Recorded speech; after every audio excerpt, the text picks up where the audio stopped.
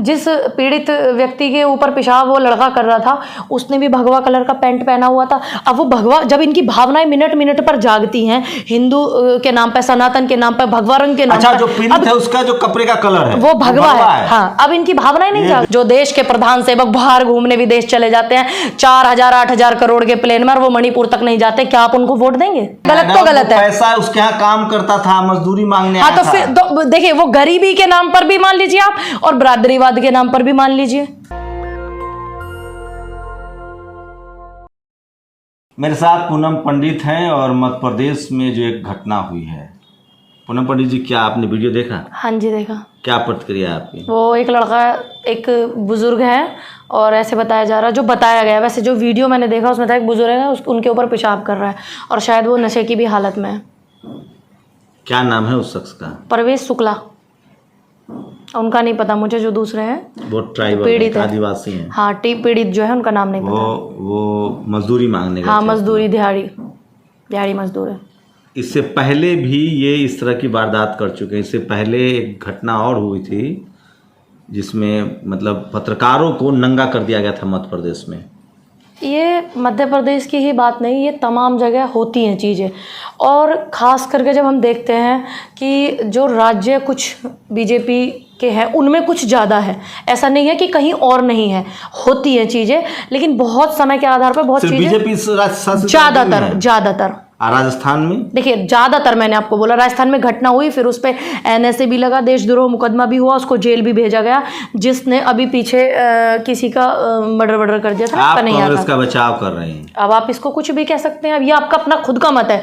जब एक राजस्थान, एक स्टेट जो है, वहां पर कांग्रेस की सरकार है, तो फिर पूरा देश का मीडिया मिलकर के कांग्रेस कांग्रेस चिल्लाता रहता, राजस्थान। लेकिन और जगह भी इतनी चीजें होती हुई आई हैं। मध्य प्रदेश से जो मुख्यमंत्री हैं, ये इनसे लोग बहुत डरते हैं, इनसे लोग भयभीत रहते हैं। मैं कई बार गई हुई हूँ किसान पंचायत के मुख्यमंत्री से या वहाँ के गृह मंत्री नरोत्तम मिश्रा जी से? देखिए, नरोत्तम मिश्रा जी जो हैं उनसे जो है मुझे इतना नहीं पता, लेकिन हाँ, जो CM हैं उनसे बहुत ज्यादा लोग डरते हैं। जब मैं पंचायत में गई थी किसानों के दौरान, तब आ नहीं रही थी। वही हैं जो बिकनी वाली जो फिल्म आई थी ना शाहरुख खान की, पठान, उस पर सवाल उठाते हैं। तो अब क्यों नहीं उनकी भावनाएं जाग रही? क्योंकि मैं वीडियो में देख रही थी, जिस पीड़ित व्यक्ति के ऊपर पेशाब वो लड़का कर रहा था, उसने भी भगवा कलर का पैंट पहना हुआ था। अब वो भगवा, जब इनकी भावनाएं मिनट मिनट पर जागती हैं, हिंदू के नाम पर, सनातन के नाम पर, भगवा रंग के नाम पर, जो पीड़ित है उसका जो कपड़े का कलर है वो भगवा है। हाँ, अब इनकी भावनाएं नहीं जाग रही। बहुत तगड़ी चीज पकड़ी है पूनम पंडित जी ने। हाँ, अब इनकी भावनाएं नहीं जागेंगी। अच्छा, वो युवा ब्राह्मण समाज का है, क्या ब्राह्मण समाज उसका बायकॉट करेगा?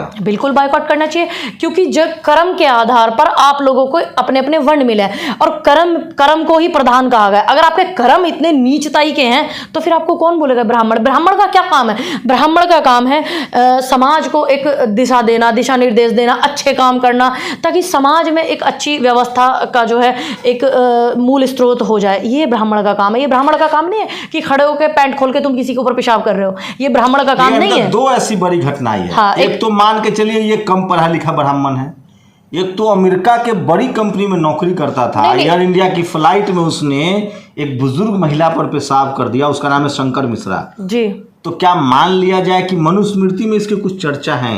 देखिए, मनुस्मृति में इस तरह की चर्चा है कि अगर किसी को सजा देनी हो तो उसके ऊपर घोड़े से पेशाब करवा देना चाहिए, देखिए गधे से पेशाब। देखिए, मनुस्मृति हमारे देश में लागू नहीं है। हमारे देश में संविधान है, हमारे देश संविधान से चलता है। मनुस्मृति किसी भी, आप ये बताइए, भारत के संविधान में जब से हमारे देश का संविधान लागू हुआ है, क्या किसी ने मनुस्मृति के ऊपर चर्चा किया? क्या लागू हुआ? स्मृति, मनुस्मृति? एक भी ब्राह्मण संगठन अब तक बाहर नहीं। मैं ये खुद बोल रही हूँ, मैं खुद ब्राह्मण हूँ।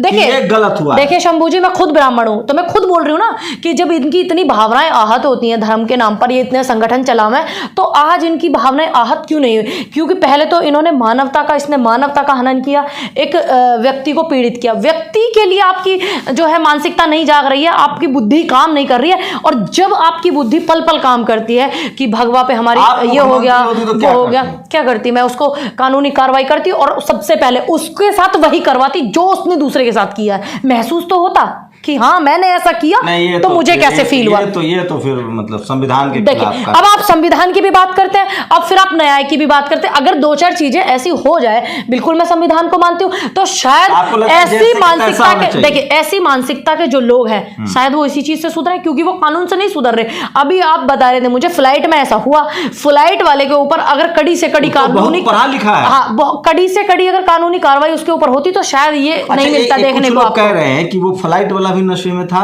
ये भी नशे में। हाँ, थोड़ा दिख रहा है बैलेंस। अच्छा, भारत में तो लोग करोड़ों लोग दारू पीते हैं जी। आज तक आपने कभी सुना है कि कोई दलित, पिछड़ा, आदिवासी ने किसी ऊंची जात जो सो कॉल्ड ऊंची कास्ट है उसके ऊपर पेशाब कर दिया आज तक? देखिए मैंने ये सुना नहीं है, मैंने एक बार देख लिया था, तो मैं इस बात पे चर्चा भी नहीं करना चाहूंगी, और फिर बहुत बवाल भी हुआ था, लेकिन उसको अब आप लोग एक कन्हैया से ना लोग जोड़ दे। कन्हैया पर एक आरोप लगता है कि जेएनयू में उनका पर्चा कटा था क्योंकि वो खुले में पेशाब कर रहे थे। देखिए खुले की बात नहीं कर रही हूँ, जैसा आपने मुझसे पूछा मैंने आपको आपकी बात का बिल्कुल सटीक जवाब दिया। अच्छा, आपके पास कि मैंने क्या लॉजिक है कि जहां जहां बीजेपी की सरकार है वहीं इस तरह की घटना होती है? आप कितना भी लगा लीजिए, अभी एक दलित था, उसको घसीटते ले जाए गए, अरुण वाल्मीकि की हत्या कस्टडी में, है ना। कुछ जब आप बात कर रहे हैं हमसे किसी एक जात या समुदाय को लेकर गए, अब यहाँ पे भी जो है ये आदिवासी समाज है, तो अब मैं क्या बोलूँ, मैं उत्तर प्रदेश से आती हूँ, इतनी सारी चीजें देखती हूँ, इतने सारे कांड हुए, आप भी उनसे रूबरू हैं, ऐसा नहीं है कि आपसे छुपे हुए हैं। अब आप उत्तर प्रदेश में जातिवाद बढ़ा है, देखिए बहुत ही ज़्यादा वहाँ पर ऐसा हुआ है, क्योंकि अगर एक बेटी का बलात्कार होता है तो उसको इस नज़रिए से नहीं देखा जाता कि बेटी का बलात्कार हो रहा है, उसको इस नज़रिए से देखा जाता है कि ये दलित की है या आदिवासी की है या मुस्लिम की है या ब्राह्मण की है या क्षत्रिय की है, ठाकुर की, जाट की, गुजर की, उसको उस निगाह से देखा जाता है। अगर ऐसा नहीं होता तो जो मनीषा वाल्मीकि के साथ में हुआ, जो हाथरस वाला कांड हुआ, जो कुछ दिन पहले अभी लखीमपुर में 3 बेटियों की लाश मिली थी लटकी हुई पेड़ पर, ये सब नहीं होता। तो यहाँ पे कुछ ज़्यादा बढ़ावा मिला है, पहले ऐसा नहीं था। हम लोग, ऐसा नहीं है कि हम आज ही पैदा हुए, ये अलग बात है कि हम लोग राजनीति में एक्टिव नहीं थे, पहले ऐसा बहुत कम था ऐसा नहीं कहूँगी नहीं था। अखिलेश जी के समय था। देखिए अखिलेश जी के समय कुछ काम अच्छे भी हुए, कुछ खराब भी हुए।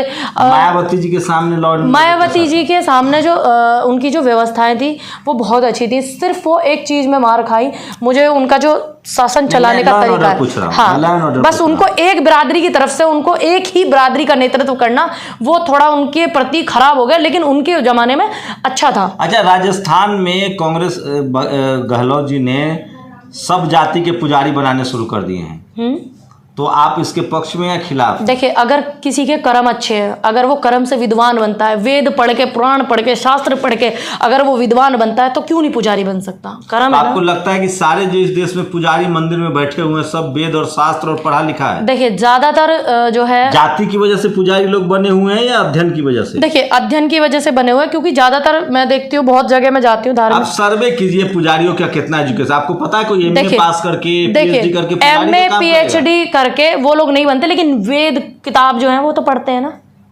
आप किताब पढ़िए, आप पुजारी बन सकते हैं किसी मंदिर के, क्यों नहीं बन सकते?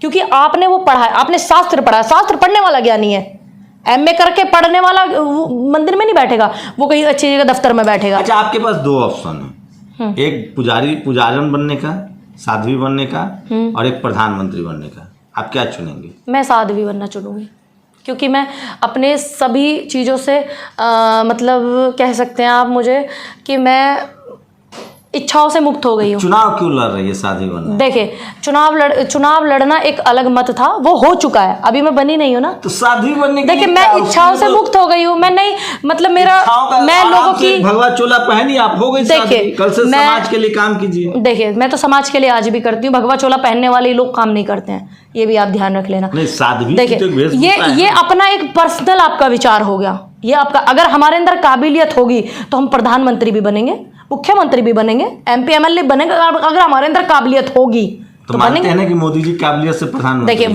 वो भ्रमित करके बने। बताइए आप उनकी डिग्री बताइए, आप उनकी डिग्री बताइए, कितने पढ़े हुए हैं? अगर उन्होंने मेहनत जनता के लिए किया, जनता से उन्होंने झूठ बोला, हमने उनके झूठ पे विश्वास किया। कौन सा झूठ बोला? क्यों नहीं बोला? 2 करोड़ रोजगार मिलेगा, 15 लाख खाते में आएंगे। गृह मंत्री उनकी बात का खंडन करके कहते हैं जुमला था चुनावी। तो ये आप अपने कर्म ने भी कहा था गरीबी हटा दे। देखिए इंदिरा जी को जब ये देश मिला, या पंडित नेहरू जी को जब ये देश मिला, क्या था देश में? बाहर से दूसरे देशों ने भी आपको खाने के लिए देने के लिए मना कर दिया था, और कहीं से गेहूं आया था, वो ऐसा गेहूं था उसको कुत्ते बिल्ली नहीं खा सकते थे, वो भारत के लोगों को खाने को मिला। एक ऐसी व्यवस्था में देश नेहरू जी को मिलता है और वो आप कहते हैं कि उन्होंने कुछ नहीं किया। प्रधानमंत्री ने, मोदी जी के आने के बाद देश का विकास नहीं हुआ। देखिए, देश का विकास हुआ, बेरोजगारी बहुत ज्यादा बढ़ी, चरम पर है, जीडीपी माइनस तक में गई, लोगों में हिंदू मुस्लिम इतना, ये दलित स्वर्ण इन्होंने चला दिया, लोग इतने परेशान हैं कि देश में इतना आंदोलन कर रहे। आप रिकॉर्ड निकालिए ना कि 2014 से पहले कितने आंदोलन होते थे और बाद में कितने हुए। ये दलित सवर्ण जो है, ये जाति मोदी जी ने बनाई। देखिए, इन्हीं की, जो इनकी टीम में बैठे हुए हैं, जो इनकी पार्टी में लोग बैठे हुए हैं, आकर के बड़े बड़े भाषण देते हैं, उनको ये क्यों नहीं कंट्रोल करते? आप जैसे कांग्रेसियों को ना, एक पिछड़ा का बेटा जो प्रधानमंत्री बना है वो अच्छा नहीं। अच्छा, आप कैसे कहते हैं कि वो पिछड़े हैं? वो तो ओबीसी हैं। आप ओबीसी को ही बैकवर्ड कहते हैं, पिछड़ा कहते हैं। सुनिए, आप कैसे, एक तो वो हो जाते हैं पिछड़े की दलित, ये तो दलित भी अपने आप को बताने लग जाते हैं, ये अपने आप को ओबीसी बताने लग जाते हैं। फिर ये इनको वोट चाहिए होता ओबीसी का तो कहते हैं मैं ओबीसी हूँ, जब इनको वोट चाहिए होता किसी का तो कह देते हैं मैं इस बिरादरी समाज से आता हूँ। अब ये देखिए ना। और दूसरी बात, इस देश में पहले भी प्रधानमंत्री रहे हैं, ऐसा नहीं है कि तो नहीं आप चाहती हैं कि कोई गांधी फैमिली के अलावा और कोई प्रधानमंत्री न बने? या तो इंदिरा जी थी, नेहरू जी थे, राजीव जी थे। हाँ, अब तो क्या काबिलियत नहीं थी उनमें? काबिलियत थी ना। गरीब का बेटा प्रधानमंत्री आपको अच्छा नहीं लगा? क्यों आप कांग्रेस ने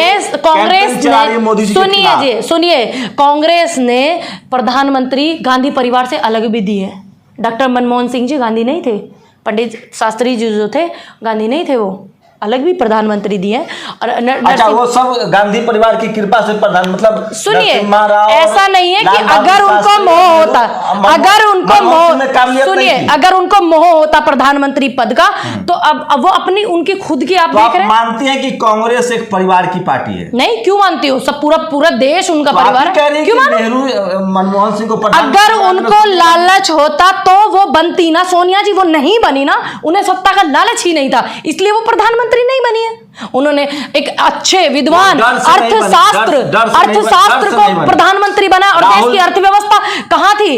अब देखिए कहाँ थी उनके टाइम में। खुद एक किस्सा सुनाया एक दिन कि मेरी माँ एक दिन आई और उसने कहा कि बेटा राजनीति में मत आओ, डरी हुई है वो। चलिए देखिए, जो जवान, देखिए जवानी में उनके पति की इस तरीके की हत्या हो जाती है और इतना कुछ भयंकर माहौल कि सोचने भी लग जाए तो इंसान रूह कांपने लग जाए, क्योंकि हमारे देश के वो पूर्व प्रधान। आपको ये दूसरी बात, अगर उनको, पंडित जी आपको लगता है कि गांधी परिवार के अलावा इस देश में और कोई प्रधानमंत्री? किसने कहा? अगर और कोई नहीं होना चाहिए तो मेरा परिवार मनमोहन सिंह जी को वोट नहीं देता। अगर कोई और नहीं होना चाहिए, मेरी ऐसी सोच होती, तो मैं 2019 लोकसभा में मोदी जी को अपना वोट नहीं देती। आपने मोदी, मैंने वोट दिया मोदी जी को 2019 में मैंने उनको वोट दिया, इस भ्रम में कि 2 करोड़ रोजगार मिलेंगे, इस भ्रम में कि 15 लाख खाते में आएंगे। सुनिए, उन्होंने बोला था कि अब की बार हमने, ये वादे उनके 19 में भी थे। फिर पुलवामा हो गया कि जवानों को जो इंसाफ मिलेगा, हमने इस भ्रम में 19 में उनको वोट दिया कि हो सकता है 5 ही साल हुआ है, और ऐसा होता है सिस्टम चलाने में टाइम लग जाता है भाई, काफी दिन तक। आपने इस भ्रम में वोट दिया या ब्राह्मण समाज के लोग ज्यादातर बीजेपी को वोट करते हैं इसलिए किया? देखिए, मैं अपने विवेक से काम करती हूँ। ये अलग बात है कि अगर मेरे समाज की कहीं बात आती है, सही बात के लिए मैं उनके लिए भी आवाज उठाती हूँ। जब मैं औरों के लिए आवाज उठा सकती हूँ तो उनके लिए भी आवाज उठाती हूँ। ये मेरा अपना, क्यों मिलता पैसा? तो कैसे मोहभंग हो गया? क्यों नहीं होगा मोहभंग? आज देश की आप जीडीपी देख लीजिए, युवा कितना बेरोजगार है। आपको वोट युवा का चाहिए, लेकिन आप उसको रोजगार नहीं देंगे, ताकि अगर आप उसको उसका हक देंगे तो वो तुम्हारे लिए जिंदाबाद की भीड़ इकट्ठा नहीं करेगा। किसान कितना आत्महत्या कर रहा है, अग्निपथ से कितने लोगों ने प्रभावित होकर के आत्महत्या की। पवन नाम का लड़का जवान सबसे पहले फांसी पे झूल गया था अग्निपथ योजना से प्रभावित होकर के। तो इस मत से मेरा मोहभंग होगा। सबसे बुरी चीज सुनिए, सबसे बुरी चीज, आप देते हैं फंडिंग, आप दे देंगे फंडिंग, आप देते हैं का गाड़ी, आप देते हैं कि मुझे फंडिंग। दूसरी बात, इतना बड़ा कहां से फंडिंग आती है? ये जो आंदोलन जीवी लोग हैं, हाँ, कहां से फंडिंग आती? क्यों आती फंडिंग? कमाते नहीं हम लोग, काम नहीं करते। आप तो मोदी जी के राज में विकास ही नहीं हुआ। अरे उन्होंने तो कुछ करने ही नहीं दिया। हम मेहनत करते हैं, दिन भर में दुनिया की आवाज उठाते हैं, घर पे अपना काम करते हैं, कोई फंडिंग दे रहा है? फंडिंग, जिनको फंडिंग मिलती है उनके लहजे भी अलग हो जाते हैं, ध्यान रखना आप। उनके लहजे बदल जाते हैं, फिर वो जनता की आवाज उठाने जनता के बीच में नहीं आएंगे। वो बैठेंगे अपने स्टूडियो में, बड़े कप में चाय पियेंगे बैठ करके और टीवी पे भाषण देंगे वो खाली। मतलब पत्रकारों को फंडिंग क्यों होती नहीं देश में? मिनिस्ट्री मीडिया क्या कर रहा है देश का आज? चंद लोगों को फंडिंग नहीं होती तो उसका मतलब ये नहीं कि पत्रकारों को फंडिंग नहीं होती है। देश में इतना बड़ा मिनिस्ट्री मीडिया आज दंडवत प्रणाम कर रहा है प्रधान सेवक के सामने और जनता की आवाज नहीं उठा रहा, बेटियों को घसीटा गया। कितने चैनलों ने दिखाया? चंद चैनलों को, यूट्यूब चैनलों को छोड़ करके, कुछ चंद पत्रकारों को छोड़ करके। अरे जब मोदी जी कोई काम ही गलत नहीं कर रहे, दुनिया में डंका बज रहा है। हाँ, ऑस्ट्रेलिया में बजा था, उधर भाषण दे के आए थे तुम्हारे हमारे देश के प्रधान सेवक, और उधर ऑस्ट्रेलिया ने बैन कर दिया लोगों को। कितने लोग, कितने लाख लोग हिंदुस्तान को छोड़ रहे हैं, पलायन कर रहे हैं। मणिपुर में इतनी बड़ी हिंसा हो रही है, कितनी बार मोदी जी ने प्रेस कॉन्फ्रेंस किया। आप एक ब्राह्मण समाज की बेटी? बिल्कुल हूँ, बिल्कुल हूँ। इसमें आपको कोई तकलीफ है क्या? पत्रकार नेशनल दस्तक के शंभू जी को कोई तकलीफ है मेरे ब्राह्मण होने पर? स्वागत है, इसे तो हम बात करें। मैं ये कहना चाह रहा हूँ, राजस्थान में गहलोत आप ही की कांग्रेस की सरकार है, वहां उन्होंने कुछ गैर ब्राह्मणों को पुजारी बना दिया। तो क्या दिक्कत क्या? अगर किसी के कर्म, फाउंडेशन ने, विप्र फाउंडेशन ने उसका विरोध किया। आप ब्राह्मण समाज के साथ हैं या उनके खिलाफ? देखिए, अगर किसी ने वेद पुराण शास्त्र पढ़े हैं, वो योग्यता रखता है, चाहे वो कोई भी हो, क्यों नहीं बन सकता पुजारी? अगर किसी के कर्म खराब है तो वो नहीं बन सकता पुजारी। ब्राह्मण समाज सुनेगा? आप बेशक सुन रहे हो, बेशक सुन रहे हैं। मुझे अच्छे से पता है ब्राह्मण समाज का, हमारे पुरखों ने, हमारे बुजुर्गों ने क्या हमें दिशा निर्देश दिए थे कि आप समाज में जाओ, समाज का अच्छा काम करो, और भी समाज को आप अच्छी रूपरेखा और दिशा दो। वही मैं कर रही हूँ। तो आप मानते, मैं अपने बुजुर्गों की, अपने आराध्यों की बात को और नीति को आगे बढ़ा रही हूँ। अब लोग कुर्सी के लालच में, पैसों के लालच में भ्रमित हो गए, तो मैं क्या कर सकती हूँ?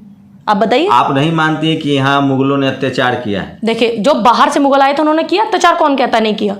किया था, सबको पता है। कितनी बार हमारे देश के जगह जगह लूट की। आपकी क्या राय है यूनिफॉर्म सिविल कोड? देखिए, यूनिफॉर्म सिविल कोड पे अगर एक धर्म के उससे उसको देखा जाए, अब जैसे मेरे सनातन धर्म में 7 फेरे लेकर के शादी होती है। अगर मुझे देश के प्रधानमंत्री कहने लग जाएं कि आप सनातन धर्म के माध्यम से पूजा शादी मत कीजिए, आप जो है मेरे माध्यम से की, तो मैं थोड़ी कर लूंगी। ये मेरे, देखिए मैं अपने हिसाब से, मैं अपने, सुनिए, ये संविधान को मानना और धर्म को मानना, ये दोनों एक विषय है। और दूसरी बात, संविधान में इतनी सारी चीजें, ये संविधान को कितना मान रहे हैं? आता है कि सबको कोर्ट मैरिज करना है जी, तो आप नहीं मानते? मैं अपने धर्म में मेरी आस्था है, मैं कोर्ट मैरिज भी करूंगी, अपने धर्म के हिसाब से भी करूंगी। किसी को कोई हक थोड़ी ना कि मेरे, जब मैं किसी धर्म है, पहले संविधान। देखिए, सबसे पहले जब मैं पैदा हुई, मैंने इस देश में पैदा होते ही संविधान देखा, मेरे बुजुर्गों ने संविधान को अपनाया। लेकिन मेरे बुजुर्गों ने, पुरखों ने सदियों से सनातन धर्म को भी मानते हैं। मैंने आपको जवाब दे दिया कि जब मैं पैदा हुई हूं तो संविधान था, और उससे पहले मेरे बुजुर्ग, मेरे पूर्वज जो हैं, वो सनातन को मानते हुए आए हैं। तो मेरे लिए दोनों ही चीज मेन हो गई ना। ये सवाल बहुत गलत पूछा है मैंने, और यही सवाल, इसी तरह का जवाब जो एक कुमार विश्वास नाम का कवि है, उसने एक शो में कहा कि इस देश के मुसलमान, क्रिश्चियन, ईसाई, ये सब लोग संविधान नहीं मानते हैं, अपने धर्म को पहले मानते हैं। ये मैं नहीं कह रहा हूँ, ये बहुत ही बेतुका सवाल है, बहुत ही बेकार सवाल है। इस देश में संविधान जो है वो हर नागरिक को अपनी धार्मिक स्वतंत्रता का अधिकार देता है। फंडामेंटल राइट्स है कि आप किसी भी धर्म को मान सकते हैं। लेकिन कुमार विश्वास ने सरेआम लल्लन टॉप के इंटरव्यू में आरोप लगाया, वो भी ब्राह्मण समाज से हैं, मुसलमानों को लेकर उसने वो क्लिप वायरल है जिसमें उन्होंने कहा कि वो पहले संविधान को नहीं, धर्म को मानते हैं। आप अच्छी बात बताइए कि आज की स्थिति में ये जो सब चल रहा है घर वापसी, इसको आप कैसे देखते हैं? देखिए, उनका अपना, इस देश में संविधान के अधिकार हैं कि आप किसी भी धर्म को अपना सकते हो, किसी भी धर्म को मान सकते हो। अगर आपकी इच्छा है तो, अगर आपकी इच्छा है तो, अगर आपकी इच्छा ही नहीं होगी तो कोई ब्राह्मण आपको नहीं कह सकता कि आप अपने घर में वापसी कीजिए। अगर आपकी आस्था है तो आप बिल्कुल अपना सकते हैं, इसमें क्या बुराई है? अब मेरे पूर्वज जो है सनातन धर्म से हैं, तो मेरी आस्था है सनातन धर्म में। देश में संविधान है, जहां संविधान की आवश्यकता होगी मैं संविधान मानूंगी, जहां मेरे धर्म की है मैं अपने धर्म को मानूंगी। फिर मेरा सवाल वही आ अब आपका सवाल में बताइए, मैंने आपको सीधा जवाब दिया। आपने मुझसे पूछा कि आप क्या मानते हैं, तो मैंने आपको समय और स्थिति के आधार पर दोनों चीजें बताई। यही सवाल मुसलमानों से पूछा जा रहा है। हाँ, तो पूछिए, आप उनसे भी पूछना भी चाहिए। हम नहीं पूछ रहे हैं, ये जो सनातन धर्म वाले हैं वो पूछ रहे हैं मुसलमानों से कि पहले संविधान, देखिए संविधान में भी साफ साफ लिखा है कि आप अपने किसी भी धर्म को मान सकते हैं और आस्था रख सकते हैं। ये संविधान में लिखा है, किसी भी पंथ को, मजहब को आप मान सकते हैं। तो फिर मैं क्यों नहीं मान सकती? तो यूसीसी पर आपको दिक्कत क्या है? मुझे क्या दिक्कत होगी? मुझे क्यों दिक्कत? अगर उनके धर्म को ही कोई दिक्कत नहीं है, मुस्लिम धर्म को कोई दिक्कत नहीं है, क्योंकि यूसीसी का जो मेन मुद्दा है ये ज्यादातर इसमें जो है प्रभावित मुस्लिम है। जब उन्हीं को दिक्कत, जैसे कि उनके उसमें कई शादियां करना, 4 शादियां करना, इस तरीके का कुछ प्रावधान है शायद। जब वो प्रभावित हैं, उनको तकलीफ है। आप 4 शादी के खिलाफ हैं या उसके साथ हैं? आजकल बेरोजगारी इतनी, भैया 4 शादी कौन करेगा, ये बताइए ना आप।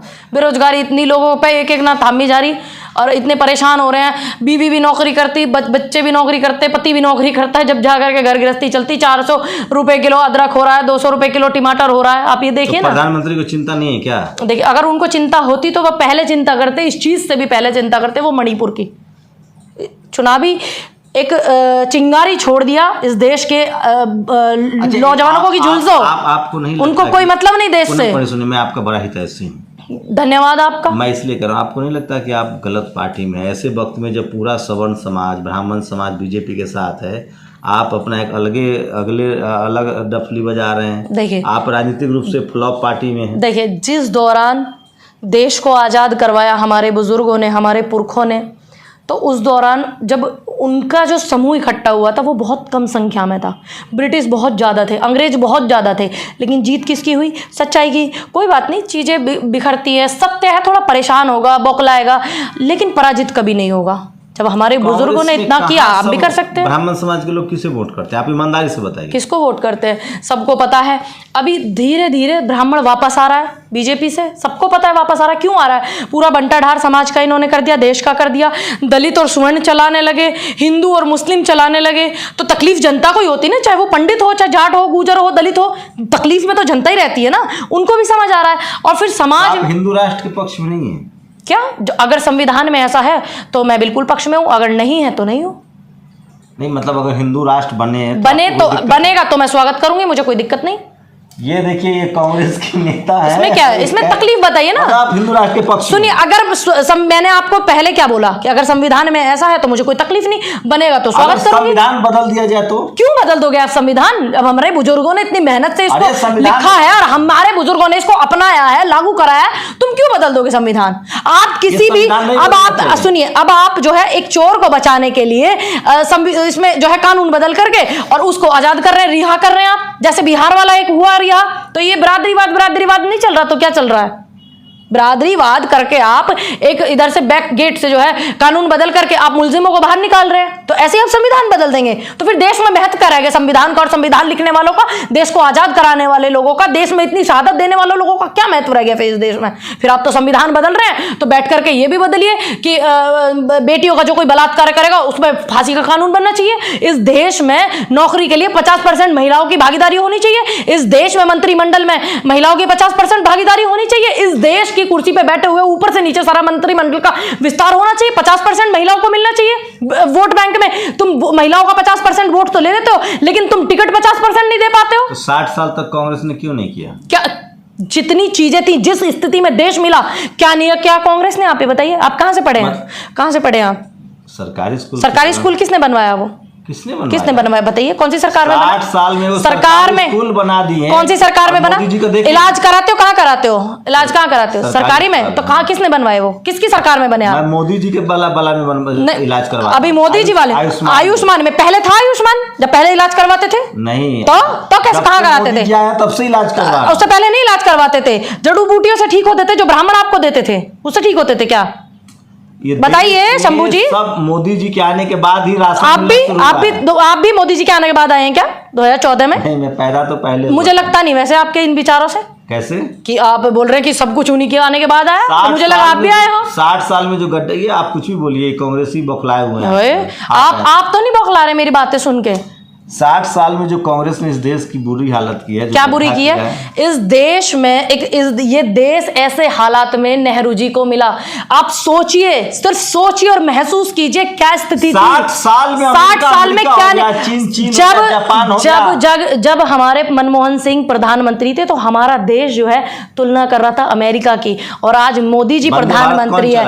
आज प्रधानमंत्री मोदी जी है। बांग्लादेश, भूटान, पाकिस्तान, उसकी तुलना हमारा देश कर रहा है। तो बताइए कौन बढ़िया? पाकिस्तान थर-थर कांप रहा है। अच्छा, तो फिर आपने क्यों नहीं चाइना को बोला कि जो 700 घर बनाए हुए हैं? आपको याद है डॉक्टर मनमोहन सिंह जी ने बोला था इटली के 2 सैनिकों द्वारा हमारे देश के 2 सैनिकों की हत्या हो गई थी गलती से।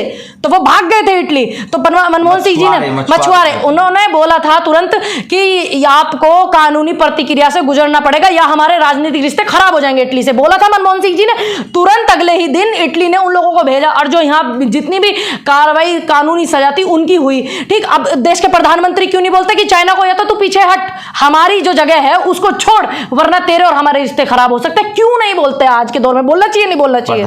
इससे कोई मजबूत प्रधानमंत्री हुआ है क्या भारत में? क्यों नहीं हुए? लाल बहादुर शास्त्री नहीं थे? इंदिरा जी नहीं थी? क्या किया इंदिरा जी ने देश में? आपने देखा नहीं बांग्लादेश वाला? क्यों नहीं हुए? नेहरू जी ने इतनी बुरी हालत में देश को संभाला, नरसिंहाराम नहीं थे? इन्हीं की पार्टी के एक प्रधानमंत्री रहे थे अटल जी, उन्होंने भी अच्छा काम किया था। इतनी निर्लजता किसी ने नहीं किया। मतलब अटल जी ब्राह्मण थे तो अच्छा हो गया उसी पार्टी के। ये अच्छा है, आपने वैसे मुझे आपने ये अच्छा है, आपने अच्छा किया मुझे बता दिया कि अटल जी ब्राह्मण थे। सिर्फ मुझे तो इतना पता था वो अटल हैं और बिहारी हैं और वाजपेयी। ये अच्छा किया, अच्छा किया। टाइटल से मतलब समाज नहीं पता चलता किस समाज। देखिए हमारे यहाँ पे कुछ चीजें हैं, अब आप लोगों की दिक्कत ये, हमारे यहाँ पर जो टाइटल अलग होते हैं, दूसरी जगह अलग होते हैं, हर कुछ किलोमीटर बदलती रहती है। ये आपने अच्छा किया। वैसे मुझे तो इतना पता है कि वो कवि कुलवंश के एक महान कवि थे और सच बोलने से नहीं कतराते थे। मुझे तो इतना पता है। मैं उनकी रियल में बहुत इज्जत करती हूँ, मैं रेस्पेक्ट करती हूँ। जानते हैं उनके।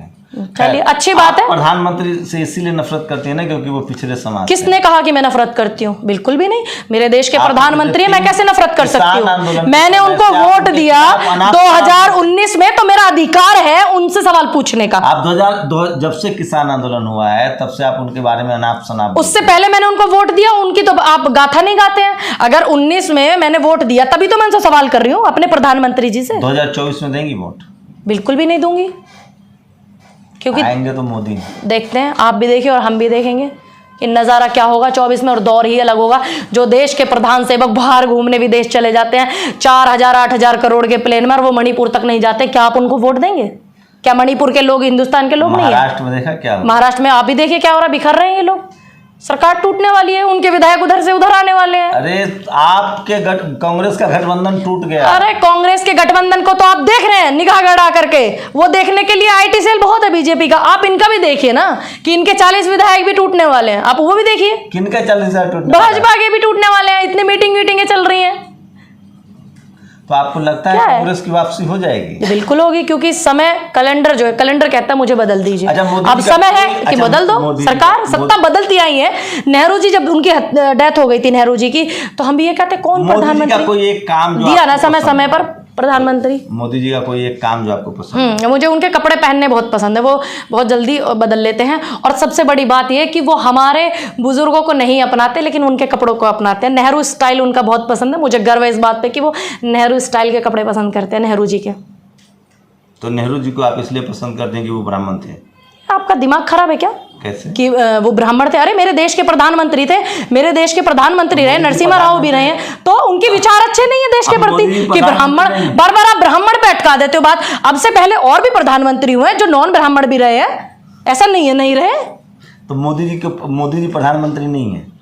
मैंने कब कहा? एक संवैधानिक पद पे वो बैठे हो, मैं उनकी सम्मान करती हूँ उम्र के हिसाब से, लेकिन मैं उनके विचारों से इत्तेफाक नहीं रखती। कौन सा विचार? अरे देश में कितना कुछ हो रहा है, आप वंचित है बनाने का विचार आपको प्रॉब्लम देता है। ये जो माइनस में जीडीपी गई वो प्रॉब्लम देता है, युवा बेरोजगार है वो प्रॉब्लम देता है, किसान परेशान है वो प्रॉब्लम देता है, बेटियों के बलात्कार हो जाते हैं रात के अंधेरे में उनको जला दिया जाता है, ये प्रॉब्लम देता है। आपको नहीं देता। पत्रकार अपनी बात नहीं रख सकते, एक्टिविस्ट अपनी बात नहीं रख सकते, मुकदमे करवा देते हैं। विपक्ष में अगर आवाज उठाता है कोई भी पार्टी का, उनके घर ईडी के मुकदमे भिजवा दिया जाता है। क्यों नहीं अजय मिश्रा टैनी के यहाँ पर इन्होंने बुलडोजर चलवाया? इतना समस्या है तो पूरा ब्राह्मण समाज जो पढ़ा लिखा है, मीडिया, जुडिशियरी, कॉलेज, यूनिवर्सिटी में ये सारे ब्राह्मण पत्रकार। किसने कहा? सभी बता रहा हूं ना भाई, सभी वर्ग बटे हुए हैं, सबको पता है। अंजना ओम कश्यप ब्राह्मण समाज से, मैं नाम गिना रहा हूँ। अमिश देवगन ब्राह्मण समाज से। अच्छा, साक्षी जोशी, अभिषार शर्मा, अरे ये पत्रकार है। और कौन है ये? यूट्यूब वाले। अच्छा अच्छा। और ये जो जिसको सुशांत सिन्हा पिद्दी पत्रकार कहता है, हम तो पत्रकार नहीं कहते अपने आप को, हम तो यूट्यूबर कहते हैं। अच्छा,